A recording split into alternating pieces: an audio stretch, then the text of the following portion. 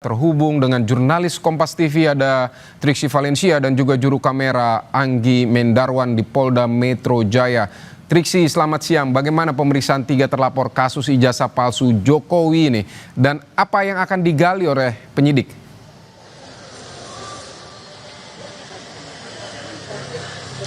Ya, Vidi, baru saja ketiga terlapor yakni Roy Suryo, kemudian juga ada Kurnia Triyarayani dan Rizal Fadila masuk ke gedung di Reskrim Polda Metro Jaya untuk melakukan pemberian keterangan ataupun juga memenuhi undangan sebagai saksi yang diminta keterangan dalam beberapa laporan yang digabungkan dan saat ini memang sudah naik tahapnya ke penyidikan. Nah, tadi sebelum masuk ke dalam memang ada beberapa keterangan yang disampaikan baik dari penasihat hukum maupun juga dari Roy Suryo dan juga beberapa rekan lainnya. Seperti kalau misalnya saya kutip dari penasihat hukum Roy Suryo dan lainnya yakni Ahmad Kozinuddin, ada beberapa poin tadi yang bisa diperhatikan. Yang pertama adalah bagaimana dirinya melihat terkait dengan adanya pencabutan maupun juga pemasukan pasal-pasal. Nah, ini yang menjadi pertanyaan, bagaimana pasal-pasal yang di penyelidikan itu dimasukkan, kemudian di dalam penyidikan ini kemudian dihilangkan, termasuk sebaliknya ketika di penyelidikan tidak ada, namun pada saat penyidikan ini ada. Nah, ini yang menjadi pertanyaan besar bagi Roy Suryo dan juga penasihat hukum, mengapa kemudian ada pasal-pasal yang berbeda, ada yang tiba-tiba masuk, ada yang tiba-tiba hilang, begitu. Itu menjadi pertanyaan, termasuk juga laporan-laporan ini sebenarnya kalau di total ada 6 laporan, termasuk juga salah satunya adalah laporan pileg Presiden ke-7 Republik Indonesia Joko Widodo. 2 diantaranya ini dicabut ketika akan memasuki ke tahap penyidikan. Jadi memang dari 6 laporan yang masuk di awal ini hanya sisa 4 laporan saja yang kemudian sudah gelar perkara dan dilihat adanya unsur pidana sehingga pada Juli dilakukan penaikan status, yakni saat ini adalah penyidikan. Maka dari itu kehadiran Roy Suryo dan juga teman-temannya pada hari ini adalah saksi pertama kali statusnya sebagai saksi untuk pertama kali pemeriksaan dalam tahap penyidikan.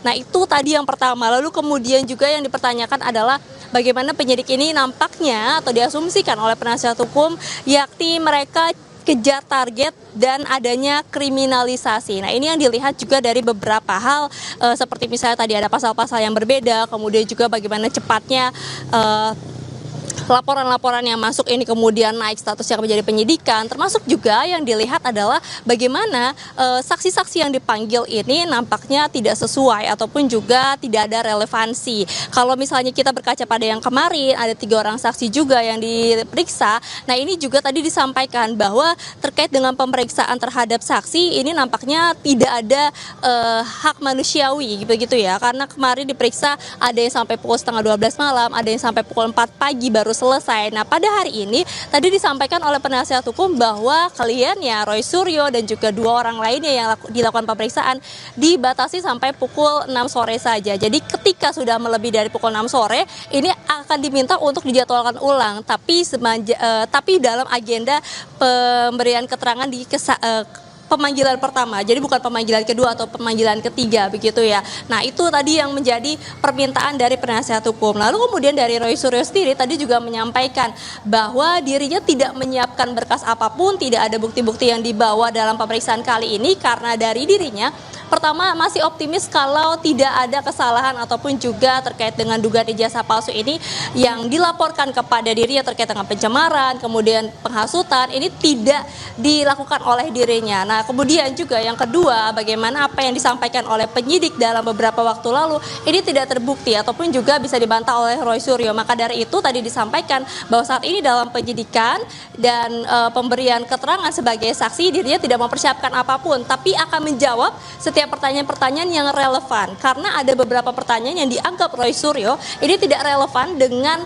laporan-laporan yang masuk maupun juga surat yang sudah diberikan kepada dirinya atau surat pemanggilan yang diberikan kepada dirinya untuk datang memberikan keterangan sebagai saksi. Maka dari itu nanti kita juga akan lihat video apakah kemudian ada keterangan-keterangan yang tidak diberikan ataupun juga pertanyaan-pertanyaan yang tidak dijawab oleh Roy Suryo karena memang dianggap ini tidak relevan. Seperti dengan sama yang kemarin juga ada beberapa pertanyaan yang kemudian dikatakan tidak relevan diberikan kepada para saksi ataupun juga dimintai keterangannya kepada para saksi. Contohnya misalnya kemarin itu ditanyai apakah siapakah yang kemudian mendanai TPUA, lalu kemudian siapa yang mengenal TPUA, apakah Anda menjadi admin dalam beberapa channel yang kemudian disampaikan atau link-link yang disodorkan begitu ya kepada para saksi kemarin.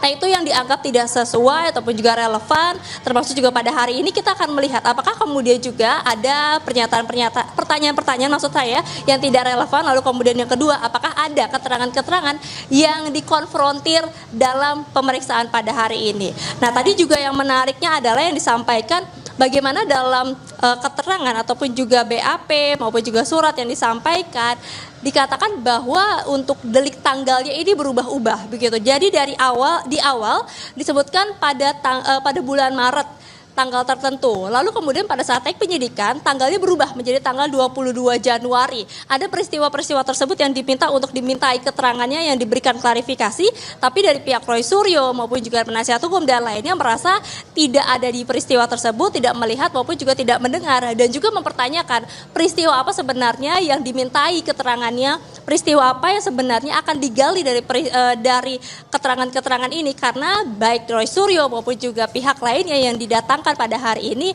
sama sekali tidak mengetahui peristiwa-peristiwa yang kemudian tercantum dalam surat panggilan tersebut. Nah, inilah yang kemudian nanti kita akan lihat ataupun juga kita akan dengar penjelasan dari Roy Suryo maupun juga penasihat hukum usai dari pemberian keterangan di Polda Metro Jaya. Vidi. Triksi, mengapa ada dari 6 laporan, kini tinggal 4 laporan yang diproses oleh Polda Metro Jaya dan apakah yang diproses ini juga salah satunya termasuk laporan dari Joko Widodo langsung dan kemudian tadi Anda sebutkan pasal-pasal yang berbeda dari menurut Roy Suryo di antara penyelidikan kemudian ke penyidikan. Ini bisa diterangkan lebih lanjut, Triksi, seperti apa?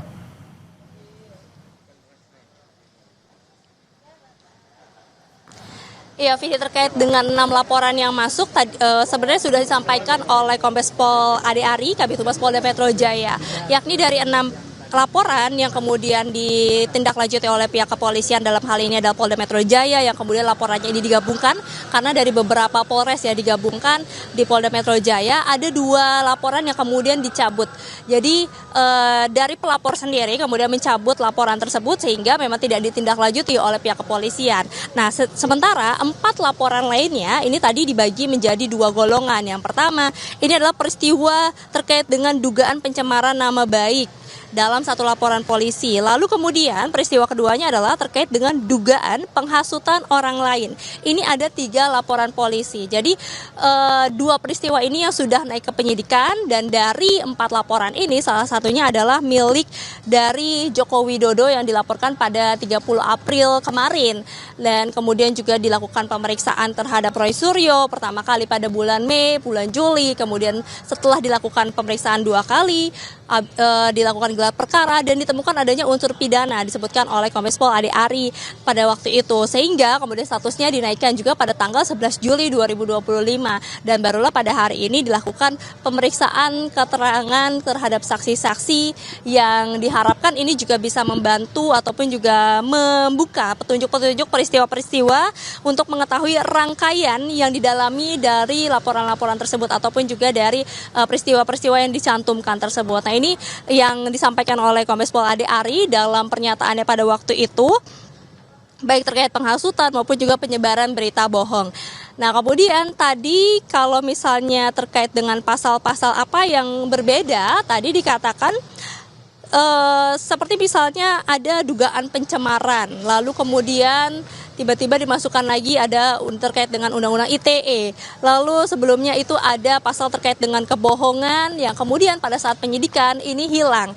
Nah, inilah yang kemudian juga dipertanyakan oleh penasihat hukum bahwa kenapa ada pasal-pasal yang berbeda. Kemudian juga yang kedua, penggabungan dari setiap kasus laporan-laporan menjadi satu pemeriksaan. Ini seperti gado-gado tadi istilahnya. Lalu kemudian yang ketiga, ini nampaknya dikejar target atau diburu-buru begitu ya, sehingga bagaimana caranya mencari celah untuk kemudian pihak kepolisian ini menemukan siapa yang misalnya dijadikan tersangka ataupun juga bukti-bukti kuat yang kemudian bisa menunjukkan siapa akhirnya ataupun juga yang ditetapkan sebagai tersangka dalam laporan-laporan ini. Karena sampai saat ini meskipun kasusnya sudah naik ke tahap penyidikan, belum ada tersangka yang kemudian disampaikan oleh pihak kepolisian. Jadi itulah yang kemudian masih dinantikan sampai saat ini, Vidi, terkait dengan keterangan pada hari ini. Lalu kemudian juga terkait dengan statusnya seperti apa. Apakah kemudian ada perubahan dari saksi menjadi tersangka. Yang ini juga kemudian ditakutkan sebenarnya, Vidi, kalau misalnya saya boleh kutip sedikit kemarin yang disampaikan oleh Abdul Ghafur selaku kuasa hukum yang menemani